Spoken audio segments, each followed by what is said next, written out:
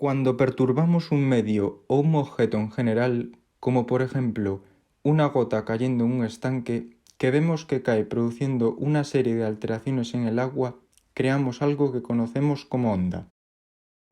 Estas pueden clasificarse por su forma en unidimensionales, como el pulso de los latidos del corazón, bidimensionales, como vimos antes en el caso de la gota, o tridimensionales si hablamos del sonido viajando a través del aire.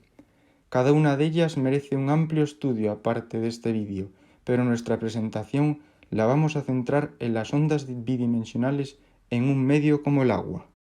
Estas son las olas.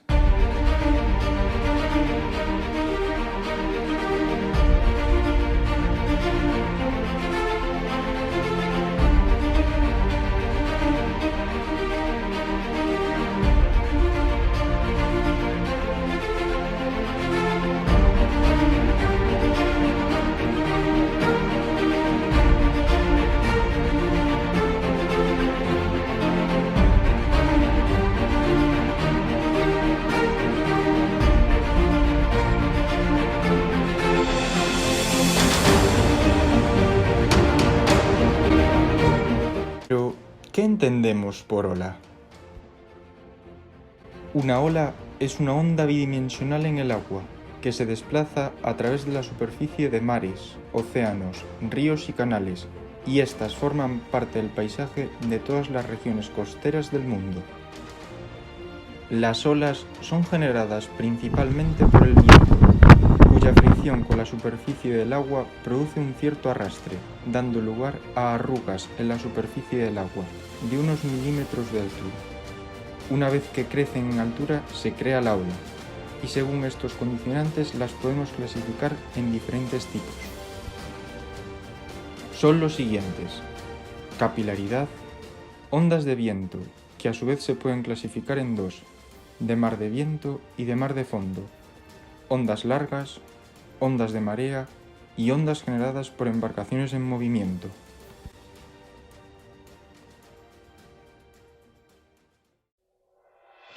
Ahora hablaré de la propagación del oleaje. Como ya vimos antes, las olas son ondas bidimensionales que se propagan por el mar. Su función teórica se propaga siguiendo una ley sinusoidal. Las ondas, como podemos observar en el punto A, al contrario de lo que se suele pensar, no desplazan la masa del agua. Esto comienza a producirse tras su interacción con el fondo. La onda está compuesta de distintas partes. La primera sería la cresta, la cual es la parte más alta de la ola. La segunda sería el seno, que es la parte más baja de la ola. Después estaría la altura, que es la distancia comprendida entre la cresta y el seno.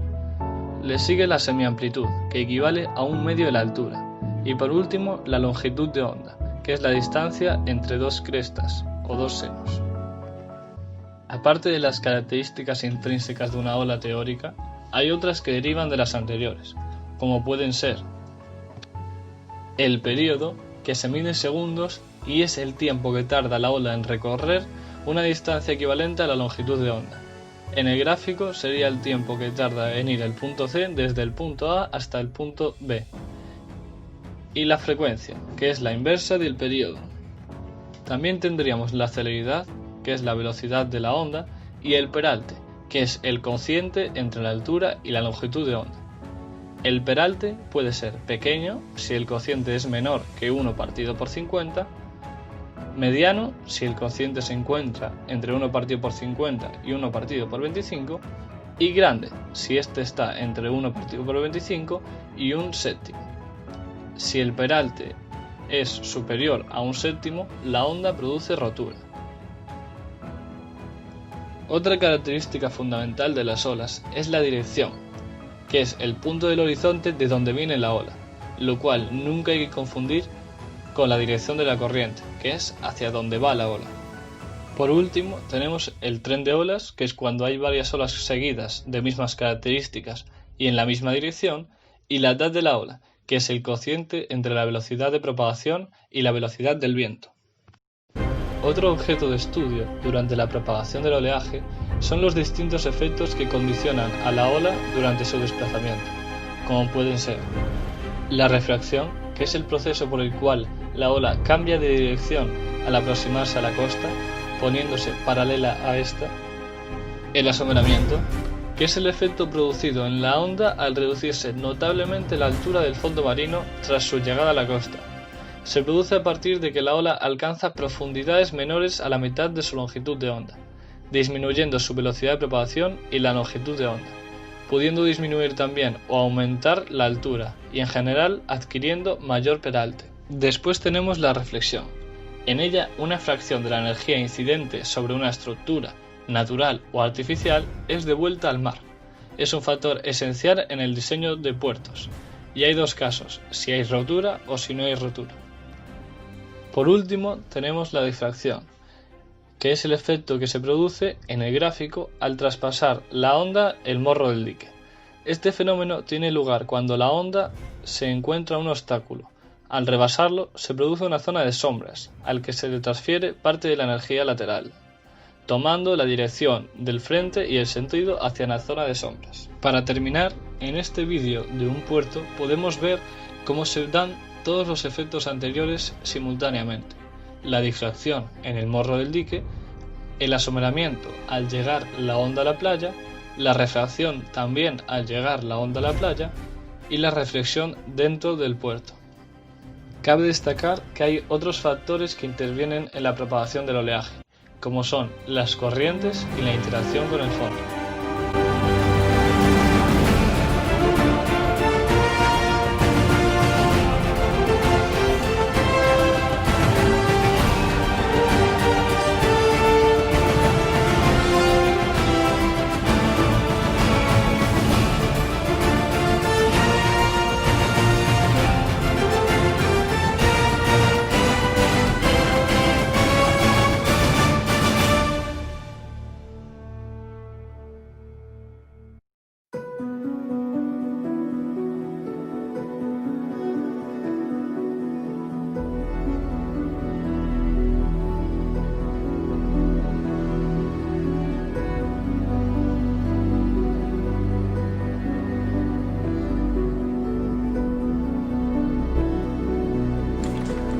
Al aproximarse a la costa, las ondas, que nacieron a muchos kilómetros, comienzan a interaccionar con el nuevo entorno, especialmente con el que tienen debajo.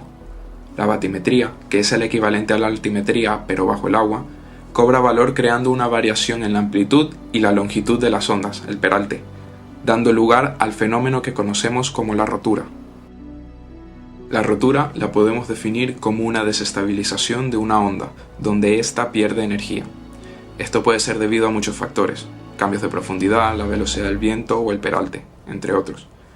Aunque esto no tiene por qué ser siempre así.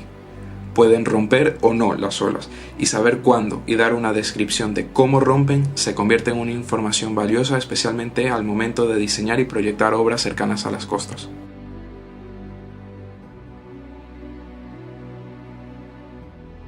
Hay varios índices que nos permiten saber cuándo rompen, bien por su interacción con el fondo, como el índice de profundidad de rotura de McCowan, donde si este es mayor a 0.78 la ola rompe, o bien por la propia forma de la ola, donde si el peralte de esta es mayor a 1 partido por 7 se desestabiliza y rompe. Ramón Iribarren, ingeniero de caminos español, en 1949 halló un parámetro adimensional de forma experimental conocido como el número de Iribarren, que es clave a la hora de saber cómo rompe una ola. En este se relaciona el ángulo de la pendiente del fondo marino con la altura de la ola y su longitud. Para ciertos rangos de soluciones de esta fórmula podemos saber cómo rompe la ola y además con esto estimar cómo la energía que se disipa afecta a la morfología de una playa o a una estructura en concreto. Por ejemplo, si tenemos una ola tal que su altura es 4 metros y de longitud de onda unos 21 metros, sabemos, como vimos antes, que esa ola rompe debido al peralte. Si esta además está en una playa con una pendiente en el fondo de unos 20 grados, nos encontramos tras operar el número de Iribarren de 0.83, lo cual clasificaría la rotura como de tipo plunging, que es uno de los 4 tipos de rotura que podemos diferenciar. Los 4 tipos de rotura son los siguientes: spilling, que son olas peraltadas en playas de pendiente suave, asociadas a un número de Iribarren menor a 0.5. Plunging, donde la cresta gira sobre sí misma, cayendo sobre su base, en playas relativamente pronunciadas, con un número de Iribarren de entre 0.5 y 3. Collapsing, que son olas de reducido peralte en playas con pendiente fuerte, asociado a un número de Iribarren mayor a 3 y menor a 3.5. Surging, que ocurre en playas muy empinadas. Aquí la ola no llega a romper propiamente. Se producen reflexiones y tiene un número de Iribarren mayor a 3.5. Esto obviamente es una aproximación de la realidad. El fondo marino rara vez de forma natural tiene una pendiente constante. Esta suele ser irregular. Luego, otro dato que nos interesaría saber sería la fuerza con la que impacta, y para ello lo relacionamos con la energía del oleaje. En el caso de una onda sinusoidal perfecta, tenemos que la energía viene expresada como densidad por gravedad por h cuadrado partido de 8, donde h es la altura. Por tanto, la energía es proporcional al cuadrado de la altura. Esto quiere decir que cuando doblamos la altura de la ola, la energía se multiplica por 4. Para un dique vertical, si relacionamos la fuerza con la energía, tenemos esta gráfica, que representa el cociente entre estos dos parámetros. La rotura es un fenómeno complejo dentro de la teoría de las ondas. Por esta razón, poder modelizar bien este fenómeno es, con la tecnología que tenemos actualmente, todo un reto para ingenieros y científicos. Hoy en día, para probar diseños de construcciones, por ejemplo puertos y diques, se utilizan avanzados softwares y enormes modelos a escala, como los que se encuentran en las instalaciones del CITEC, un laboratorio especializado en investigación de edificación y construcción, localizado en la ciudad de La Coruña.